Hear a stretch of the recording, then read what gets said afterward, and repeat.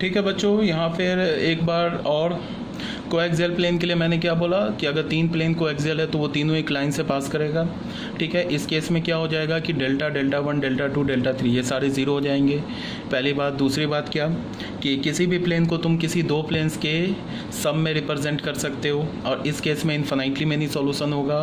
One parameter में system consistent होगा। ठीक है, और कोएक्सियल प्लेन को हम कैसे पहचानेंगे कि तीन प्लेन्स है वो कोएक्सियल है? तो पहली बात क्या होगा कि उसको पहचानने का क्या तरीका, बात को सुनो ध्यान से।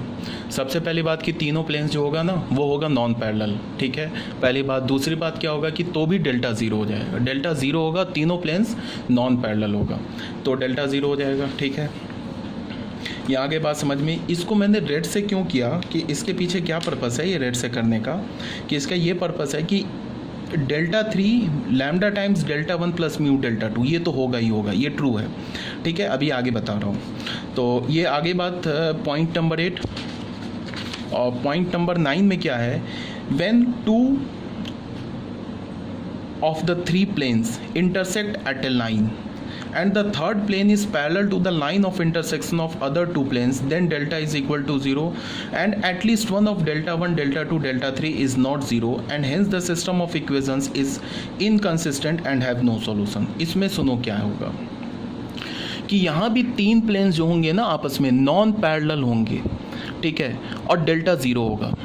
तो इसमें क्या होगा कि इस केस में क्या होगा कि तीनों प्लेन्स नॉन पैरेलल होगा और डेल्टा ज़ीरो होगा, और delta one, delta two, delta three में at least one of delta is not equal to zero ये होगा।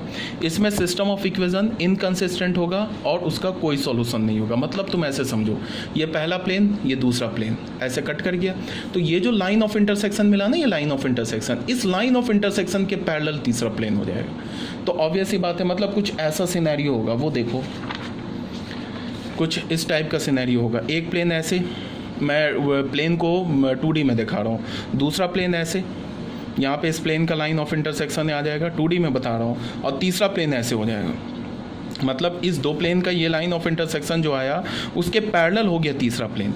इस केस में डेल्टा हमारा ज़ीरो होगा, और ये जो तीन प्लेन्स है ना, ये प्लेन 1, ये प्लेन 2 और ये प्लेन 3, ये तीनों प्लेन्स नॉन पैरेलल होगा, डेल्टा ज़ीरो होगा and any one of delta i is not equal to zero, और कोई भी delta one, delta two, delta three में से कोई भी एक नॉन ज़ीरो होगा। ये बात क्लियर है? अब इसको हम कैसे पहचानेंगे कि ये वाला केस है या दो प्लेन, पहला प्लेन, दूसरा प्लेन और तीसरा प्लेन का जो लाइन ऑफ इंटरसेक्शन ये है, इसी से तीसरा प्लेन पास कर रहा है, ये कैसे पहचानेंगे? इसमें और इसमें डिफरेंस क्या होगा? इस केस में डेल्टा ज़ीरो होगा और डेल्टा आई भी ज़ीरो होगा। ठीक है, और इस केस में ये प्लेन हमारा कोएक्सियल प्लेन हो जाएगा। एक प्लेन ऐसे, दूसरा प्लेन ऐसे, तीसरे प्लेन का ये लाइन ऑफ इंटरसेक्शन इसी से तीसरा पास कर रहा है, तो ये कोएक्सियल प्लेन हो जाएगा। इसका ये कंडीशन है।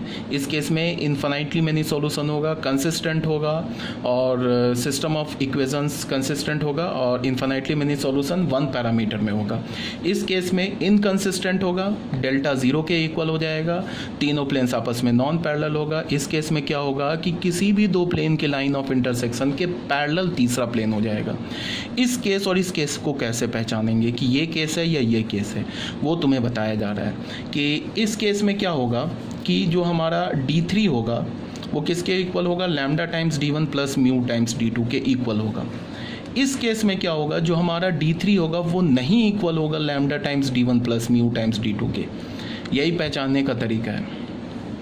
इस केस में क्या होगा कि जो D3 होगा वो lambda times D1 plus mu times D2 के इक्वल नहीं होगा। यहाँ भी डेल्टा ज़ीरो होगा, यहाँ भी डेल्टा ज़ीरो होगा, यहाँ कोई डेल्टा ही ज़ीरो नहीं होगा। देखो हम लोग मोस्ट ऑफ द केसेस में क्या करेंगे, डेल्टा 1, डेल्टा 2, डेल्टा 3 को फाइंड आउट नहीं करेंगे, सिर्फ डेल्टा खोजने से हमारा काम चल जाएगा।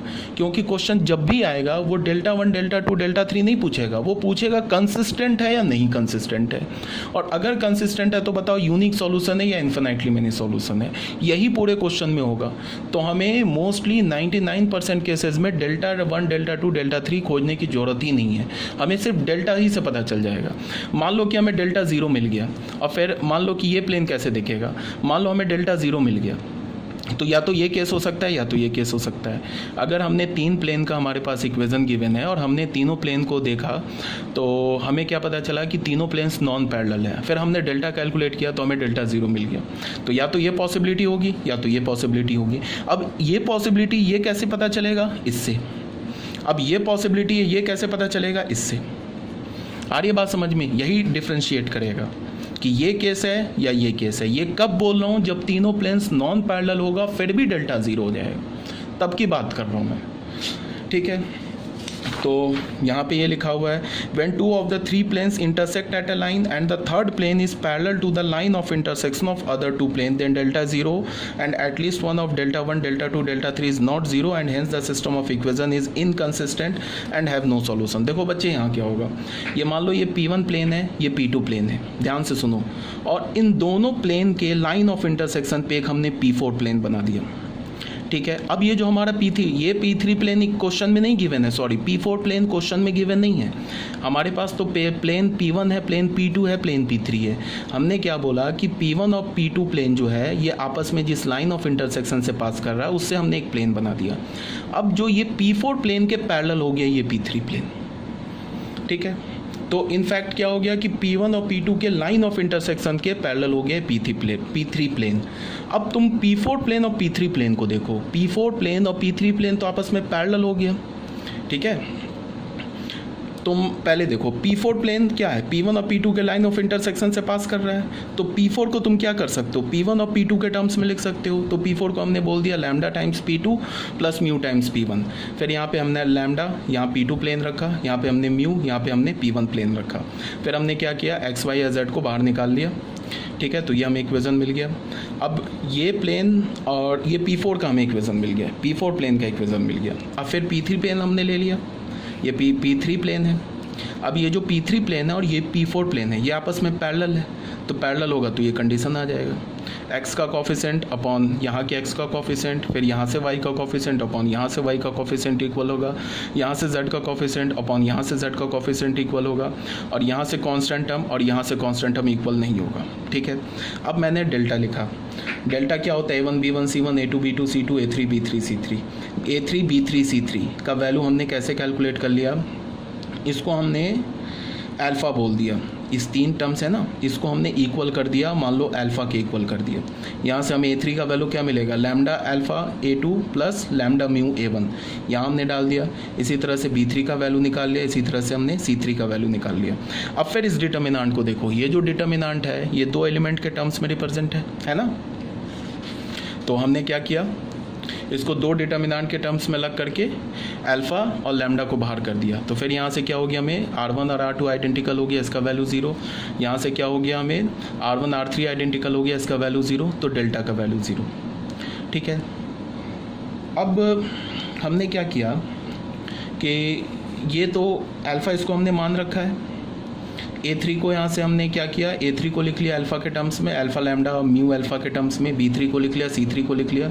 यहाँ से हमने क्या बोला, लैम्डा अल्फ़ा को बीटा बोल दिया और म्यू अल्फ़ा को गामा बोल दिया। तो हमें A3 B3 C3 ऐसे मिल गया। बट तुम अगर D3 को, बट जो D3 होगा ना, यहाँ पे हमने क्या बोला, D3 किसके इक्वल होगा, D3 जो होगा वो यहाँ पे अगर तुम क्रॉस करोगे ऐसे, चलो मैं करके दिखाता हूँ। यहाँ पे क्या है हमारे पास, यहाँ हमारे पास ऐसे होगा ना, D3 upon lambda D2 plus mu D1। ये जो होगा ये इक्वल नहीं होगा अल्फ़ा के, तो यहाँ से हमें D3 क्या हो गया, नहीं इक्वल होगा alpha lambda D2 plus mu alpha D1 के। इसको हमने क्या बोला है, बीटा। इसको क्या हमने बोला है, गामा। आई थिंक गामा ही बोला है इस वाले प्लेन में ना।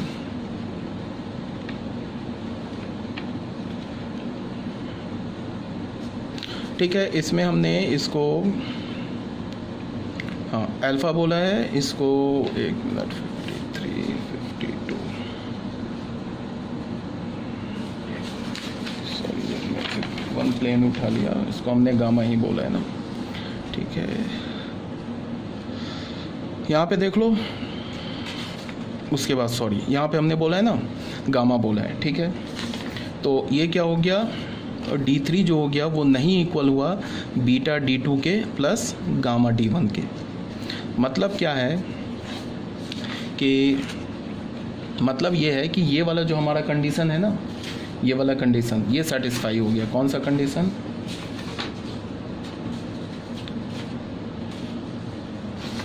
एक मिनट बच्चों,